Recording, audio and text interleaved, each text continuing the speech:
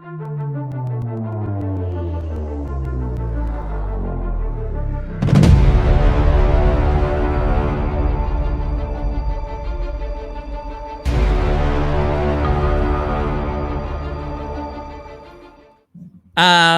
recording. Excellent. Hey, everybody. Welcome back to the Geeks and Company. I'm JS. I got my buddy Rob here with me. We went and watched the Matrix Resurrection before the holidays. Yes, we did. I know you just mentioned to me you've had a chance to now rewatch the movie, and you made a face. So now that you've rewatched it a second time, I want to get your impressions of the movie. Because, okay, first of all, before you go into it, let me explain. We were sitting in the theater, and the movie ended, and I turned around, and the first thing Rob said was, how did you put it? Well, that was the worst of all four. Yeah, I think that's what I said to you. Yeah, and I was like, wait, what? Because, frankly, the movie wasn't very good. But it was definitely, as far as I'm concerned, better than the second and third one. I thought anyway. Then you made a remark that you kept waiting for that one big fight that never really happened. What was the other comment? Anyway, we had a couple of little issues with the way this movie went down, which, overall wasn't the best, but for me anyway, wasn't horrible. Like, I didn't sit there for 2 hours wishing I was going home, which going into this movie, I figured, man, I'm not going to be able to sit through this movie for 2.5 hours. So you sat through it again for 2.5 hours. Yeah, so I'm not going to lie. I didn't sit through it again for the whole 2.5 hours. Oh, so you didn't rewatch the whole thing? I didn't. I fell asleep when I was watching it. So here's my thing. So you're right. I did say that to you. We watched the movie and it ended, and I turned to you and I said, this was the worst out of all four of them. And going into it, you thought, you had low expectations and I had high expectations, and we came out of it the opposite. Like, you thought it was, better than you expected, and I thought it was way worse than I expected. And I'll tell you why. So you're right. Most people think of the trilogy, the second two parts of the trilogy, as being terrible movies, and they are terrible as standalone movies. But if you take the original, 2 and 3 of part of the trilogy and watch them back to back to back, they're one good story. That's the way to watch those movies. Yeah, I mean, they make a good story from start to finish. We can talk about that. That was always my issue with those three movies, is they didn't feel like they were one story. The part 2 and 3 felt like an afterthought. It was, now that our movie was a hit, now we need to come up with a second movie and a third movie. And you know what I mean? Like, it didn't feel like it was, and it wasn't. I get right? that. And it wasn't, I'm assuming it wasn't thought out right from the beginning. They didn't lay out, it was. Yeah, they didn't lay out 3 movies from the beginning, but to me, it felt that way. The second movie, I thought was okay up until when it all becomes about Zion. Zion, yeah. Like, the first 2 and 3 were a good addition as a whole story to the first one, although they didn't necessarily flow together because they probably didn't expect to have a second and third movie when they made the first one. Yeah. But I think the second and third make a better trilogy than the fourth adds to the first 3. Mm-hmm. Right. So if we go back to just focusing on the fourth here, I expected this. I didn't expect this to be a fourth movie. They talked about it being a reboot. I thought perhaps they were going to reboot it, and this was their opportunity to, we're here 20 years later. The technology that computers and graphic studios are able to come up with here 20 years later, we should get something amazing and breakthrough in the first opening scene of this movie. And, I'm sorry to spoil it for anybody, but when you watch the opening scene, even you turned to me and you're like, what the heck is going on here? It was just a rehash of the first scene of the first movie. And I thought, you know what? That was that first scene in that first movie where Trinity jumps up on the wall in slow motion and she runs around the wall. That was groundbreaking for the time. But here's the chance. Show us something cool. This is your first 5 minutes of the movie. wow me. They show me the first opening sequence of the first movie through the eyes of a new character, and nothing wowed me. So right away I was like, okay, I'm expecting big because it's a Matrix movie known for their groundbreaking graphics from the late 90s and changing the game of how action movies were shot. And this is your chance here in 2021 to do that again. And I didn't feel I got any of that. No, you're right. They didn't at all. I mean, that's the one thing is they were selling us on the fact that this was going to be another Matrix One, another groundbreaking. We're restarting it, and but it really wasn't. It wasn't groundbreaking at all. It wasn't wowing at all. It didn't do anything that the other movies didn't do. Actually, for me, um, the one thing I thought was a little bit of a detriment to the movie was how they treated the character of Neo, and how for most of the movie Neo doesn't even want to be part of anything, right? He doesn't want to be part of it because he thinks he's going crazy. So he doesn't want to, when Morpheus comes up to him and tells him, "You got to take the red pill," and he's like, "No, no, no, not this time. Yeah. You're not gonna fuck with me again." You know. So he doesn't even want to be part of it. So really, you don't get to see the Neo that you're expecting you're gonna see. You're not Yeah. gonna, you never see the Neo that they sell you on seeing. And then really what it comes down to is that the anomaly is not Neo.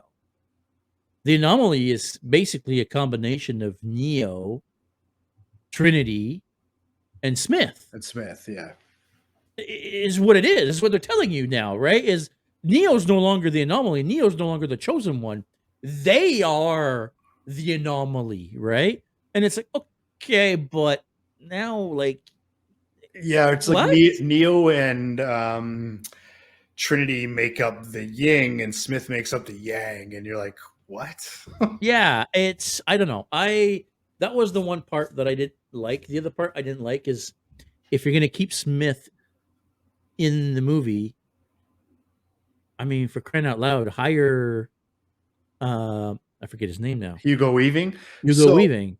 so apparently they tried, and I haven't read the articles about this, but I saw headlines basically saying that he denied being in this movie. I don't know for what reason, maybe scheduling, or he just was done with the Matrix. But they tried to get him; he didn't want to be in it, so they went with a different actor and potentially story because of the actor change. Right? Well, I mean, they did the same with Lawrence Fishburne, but they never even asked him. Yeah. Lawrence Fishburne went on record saying, "I was never even asked to be in the movie." Touche. Now, I heard rumor, speculation, might have been through you, that perhaps because of the way that Keanu Reeves ages, which is very slowly compared to most people, that perhaps just some of the actors had aged too far, or aged not as well as Keanu Reeves in order to portray the characters they were trying to portray. But I mean, they addressed that in the movie, right? I mean, oh God, what's her name? Jada Pinkett Smith's character. Yeah, Naomi. Is it no? That's not. Is it Naomi? Isn't it No, it's not Naomi in the Naomi. movie? Anyway, her character when she tells him, "How have you not aged?" Because they're all super old and he still looks relatively young. And they explain it. Oh well, I don't know. I was in the machine, so I guess they when they healed me, they somehow slowed my aging down or whatever their excuse was, right? Right. So I don't know. It's like, okay, we're gonna rewrite the movie, but we're gonna use different actors so that you don't know that these are the same characters in trailers, but then they're just the same fucking characters, and it's like, well, what was the point? Yeah. Anyway, I don't know. I didn't think it was a bad movie per se. It just wasn't a very good movie. It wasn't. It wasn't the movie that I hoped for and expected going into it. It was entertaining. It wasn't a waste of our time by any means, but it just wasn't what I was expecting. Even on top of the first scene, there were no follow-up scenes. Like, there's a few notable scenes in the original Matrix, like the lobby scene, right? Everybody knows the lobby scene. I've Mhm. gone back and watched that many times on YouTube just because it's amazing. There was none of those scenes in this movie. There was no For kick-ass, me, there was the lobby amazing. scene. There was the subway fight. There was the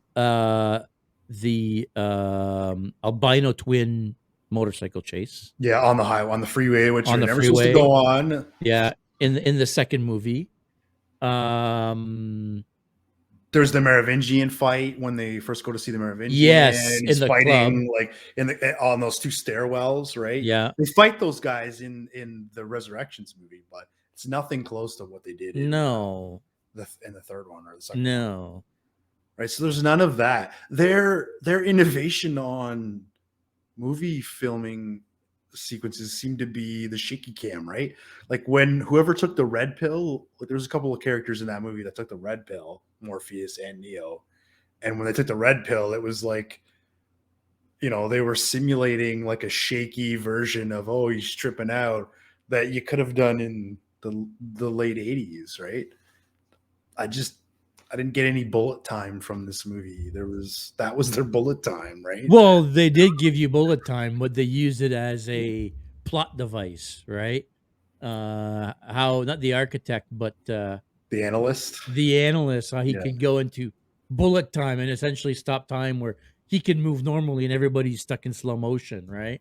Yeah. Uh, they do that a couple of times, and then somehow Smith, that doesn't affect him. He's able to move within bullet time like the analyst can. Which isn't really explained at all. It's Yeah. unexplained at all, right? Like, why is he able to? Why is he faster than the analysts? Neo isn't, even though he's the chosen one. But Smith is oh yeah, bing bang, let's go. He comes in and starts bitch slapping this guy around, and it's like, okay, well, maybe the movie should have been about him, not about Neo. Yeah, and further to Neil's lack of the one powers. Um, so at the very end, again, sorry, there's spoilers here, but when Trinity and Neo kind of leap off the building and they're falling, and Neo tries to, fly away, but he can't, and Trinity actually does. And she saves the day. That's great. But then in the very end sequence, they both kind of fly in. So when did Neo go from not having any of these one powers to fly to back to his old self? Like, it was a slow, gradual build up here. I don't Yeah, get that. I don't know. Um, They didn't really explain that. I don't know. The way that they explained it is Neo can only be Neo with Trinity. And even though she had no powers in the original movies, if she wasn't around, he no longer had the powers, right? Um, Yeah, okay. And then at the end, but at the end, if she once she says, "Don't call me that. I hate that fucking name. My name is Trinity," and then shit goes down, you would think at that point that all of a sudden he would have his powers back, that's But what no, I was all expecting. he can do is stop bullets. He can stop Can't do bullets. anything He else. can't fly. And then somehow between that scene and the next scene, he regains the ability to fly. So Yeah, I don't know. I And don't. there's the whole, like at the end of the first movie, right? How he can destroy agents, right? Yeah, He can destroy the antivirus, right? He can go in them and blow them up like he did to Smith the first time. Uh, Again, he couldn't do any of that. he Like, I don't know, barely seemed capable of doing much of anything. anything. So I don't know. Again, it's. I'm sure we'll get to chat a little bit more about this on the podcast this week, and Yep.